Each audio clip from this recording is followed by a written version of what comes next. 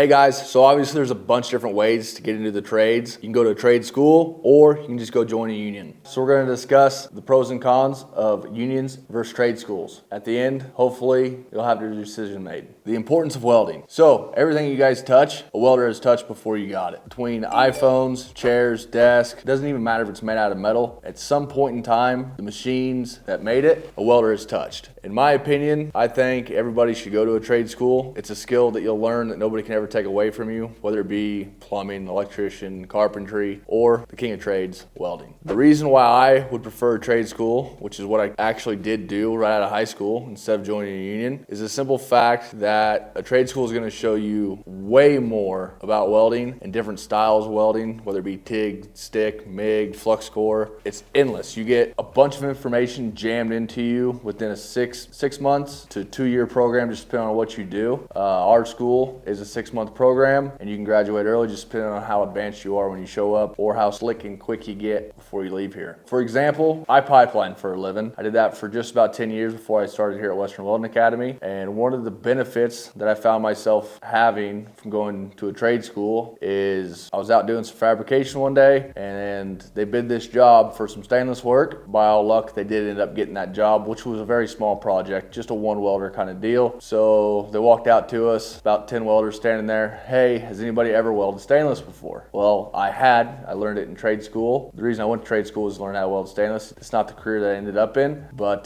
they didn't have to hire a welder to bring in just to weld this small stainless job. I was lucky enough. They put me in an air-conditioned shop out of the elements. I was down in West Texas. It was extremely hot, and all the other welders were outside in the sun, and I got in that nice air-conditioned shop. So that was a huge benefit for me, just for the simple fact that I went to trade school, that I was able to do that simple project that was made out of stainless just because I wasn't strictly a downhill pipeline hand, which is something to definitely think about. I'm not just stuck on one thing. I can go uphill, I can go downhill, I can do carbon TIG, I can do stainless TIG, I can do flux core, I can do MIG. Wherever I want to go work, I can pretty much figure it out. I might not have been the sharpest right out of the gate with any of those processes, but once I learned how to read a puddle later on in my career, it probably did take me a good 3 or 4 weeks to figure that out after trade school, just because a lot of information is jammed in your head all at once. So it's a lot to take in a short period of time to do so, and most trade schools are not designed a specific platform. What I mean by that is there's not a pipeline trade school, there's not a ironworker trade school, there's not a boilermaker trade school, but all these different trade schools will give you the ability to go work at all those jobs, and then you can learn how to be a boilermaker, you can learn how to go be a pipeliner. The possibilities are endless, and you're gonna have to learn a lot more once you get out of trade school, but you've already got a great step ahead of everybody else just because you spent 8 hours, 10, 16 hours a day, every day, 5 days a week, just mastering your welding skill. So there's obviously a lot more to welding than just being a welder, but if you know how to weld when you show up to the job and you can pass the test and you find somebody that'll give you a shot, definitely the trade school is the way to go just because you get a huge variety of different welding abilities out of it. Some more benefits of being non-union is when I'm looking for a job, I can pick up my phone, I can make 10, 15 phone calls, and luckily I've made a pretty good name for myself throughout the years. So it might not be where I want to go, might not be the greatest pay, but if I'm in a bind, I can definitely find myself a job. Some of the cons of being a non-union welder, most of the time you have to be with a company for 6 months to get insurance. Most jobs aren't 6 months long. So especially if you're a traveling welder, whether you're single hand hitting shutdowns or a pipeliner going from job to job. So you're missing out on insurance, retirement, and you're missing out on a steady job that you know that you're gonna have eventually throughout the year. So trade schools, you're investing a lot of money in yourself. So that's why they're a little more expensive right off the bat, just for the simple fact that they give all of your pipe, all your material, all your rod. You have 8 hours every day, all day, just to master your skill before you get out into the workforce. And you're coming out with more skills to be able to do more things later on down the road. All right, so obviously one of the biggest benefits of joining a union is the fact that you get paid to learn. As you are an apprentice, they will, obviously, you're working every day next to the journeyman to learn the craft. You are gonna get paid as you learn. Obviously, you get your retirement, your benefits, your 401k, and you're pretty much guaranteed a job throughout the year. And generally speaking, most union jobs are higher paying jobs, and the only thing that you do for the union is job specific. What I mean by that is if you were a welder in the union, the only thing you do is weld. There's no fitting, there's no